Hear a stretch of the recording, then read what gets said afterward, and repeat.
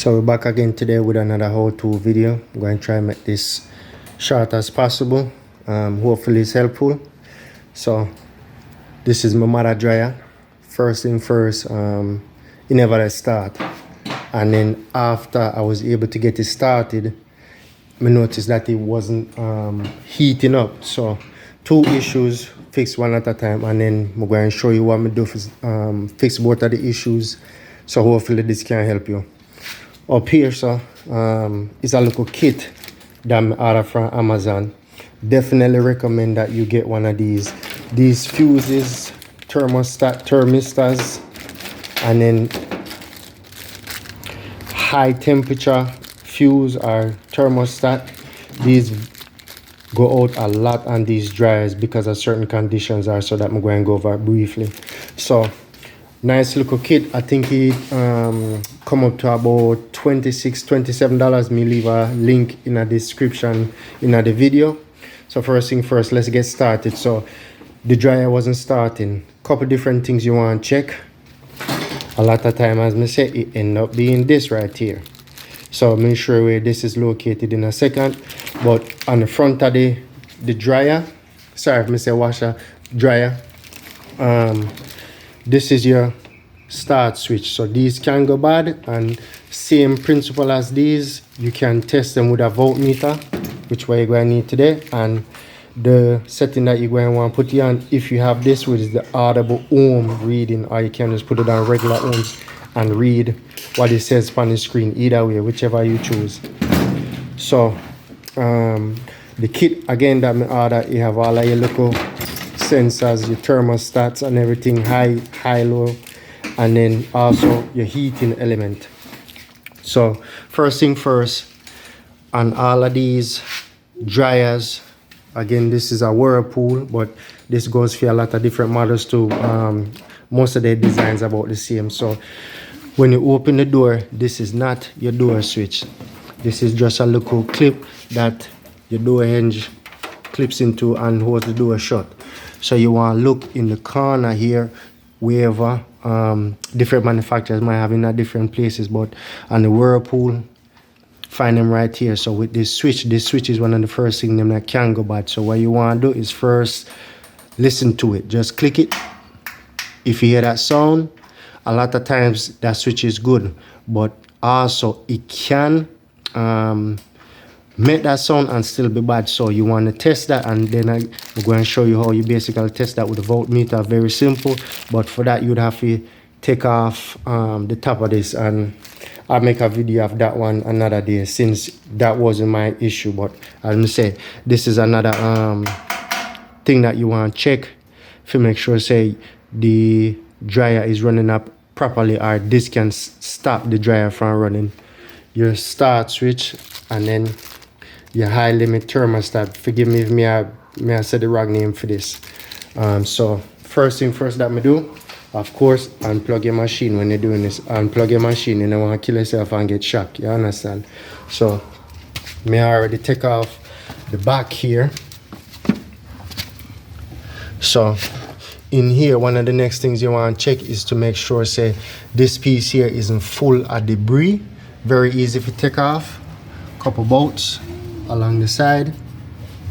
And the nice thing about them, all of the bolts them fit all of the components them about the same size. So you have a couple bolts on here, go around, you have two on this side, and then you can slide this out.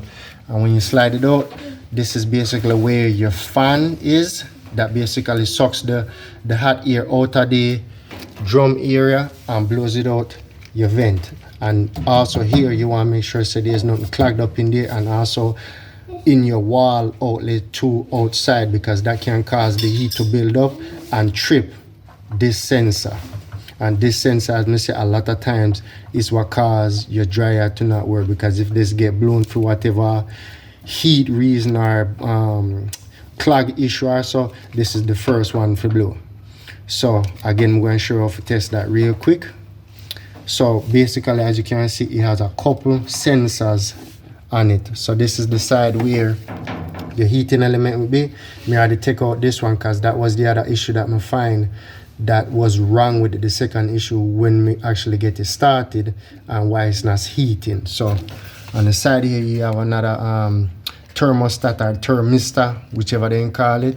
And yet again, you can test it with your multimeter and basically see if they're good or bad. And I'm going to go ahead and show you that now. So the first thing that I found that was actually bad, of course, was this. So let me get my voltmeter and show you how to test that.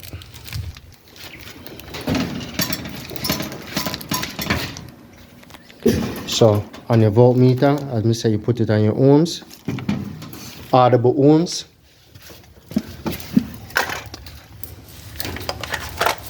Try to do this really quick. Forgive me, only have two hands. So if the sensor is good, basically imagine once they touch, you're going to hear that sound. Okay? That means you have continuity. So you want to hold it on two of the leads them and you want to hear that same audible tone. So this sensor, I just changed this. As I said, the other one, it wasn't giving me the audible tone, so that told me say it was blown. So I'm going to change that, but you basically do this, put them on both sides and you hear the audible tone, you know, say it's good. So if you know that one is good, you move to the next one and you just do the same thing for all of them. You put them on the adjacent side and you touch them and make sure you hear the audible tone. You come up here. Come here, come hold the camera for me. Now call me look assistant. Come on, hold the camera right here for me. Just hold it like that. Got it? Alright, hold it right there, sir. Hold it right there, okay? Now make it move. Alright, big up my assistant. Say hello to the people and tell them to big up themselves. Hello. Alright, so you would hold it. And that tells you that the sensors are good. So, thank you. You're welcome.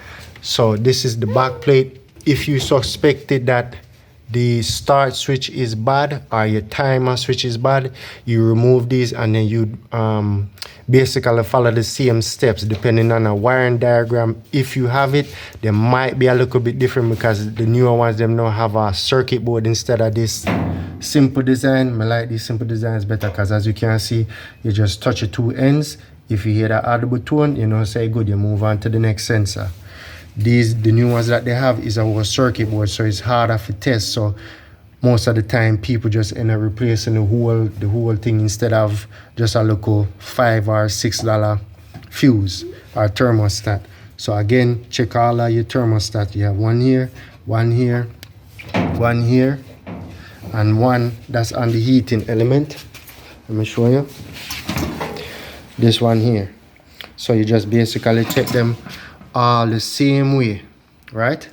So the second issue of it not heating up, main thing that can cause that is one of your sensors, one of your other thermostat sensors or thermistor sensors. So as I say, get the whole kit because you don't know what you need, and honestly at the end of the day it makes sense to have some put down. So if you have this issue again, you already have them ready and have to wait for Amazon or wherever you get it from to bring it to you. So as I say, I check all of the sensors the way I just check them with the voltmeter and all of them checked out. So the next thing it led me to was the actual heating coil itself. So after time, you can see the difference.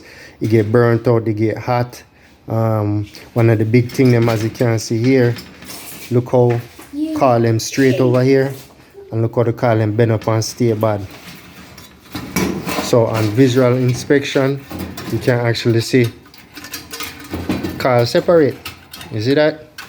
So there's no way you're going to do what I need to do. So we're going to go ahead and change this as well, but let me show you just like the other sensors how you would basically check that right there. So let me get the voltmeter. So just like the other sensors, you have one probe on one side and the other on the next. So as you can see, there is no audible sound, and upon inspection you already see that one of the coils them were broken. You can see how it's discolored and burn up and look bad. So this a thing you're gone. So we're going to go ahead and replace it with one that we get in the kit. As I say, get the kit So if you need it, you already have it, and it's not that expensive, and you save yourself couple $100 than replacing the whole unit. We're going to go ahead and get some epoxy and sandpaper and sand it down and spray it down so it look nice and pretty for mommy. But again, very simple process of checking a couple fuses or thermistors, whatever the proper name for them are, and also same process to check your heating element. So if you're having an issue of your dryer is not starting, as I said, check your basics, your door switch, your starter switch, all of your thermistors, and this high temperature thermostat or fuse, whichever they call it. Sorry, I don't remember all of the name properly. But check all of those for continuity. Make sure so you don't have a lot of build up debris in here or in your wall going to outside. Make sure you get a good cleanup. Honestly, you should clean it out about every 6 months out of the year, just to make sure so everything is nice and right and fine. You understand? So I'm going to go ahead and replace the last piece that's causing this not to do its job properly. We get it started. Again, if it's not heating up, check all of your thermostat or your thermistors, and then also test your heating element. And as I say, very simple, cheap little voltmeter. You put it on the ohm. If you have the option for the audible sound, you touch the opposite ends of the connectors, and if you get the audible tone, you know say it's good. If you don't, then you know say it's bad. All right, so until next time, Big up yourself. big up yourself. What you have to say to them? What you have to say to them? Like and subscribe. Like and subscribe. All right. Bye. So hopefully this help you. Keep on fixing, save a little money, and bless up. Right? All right. Bye.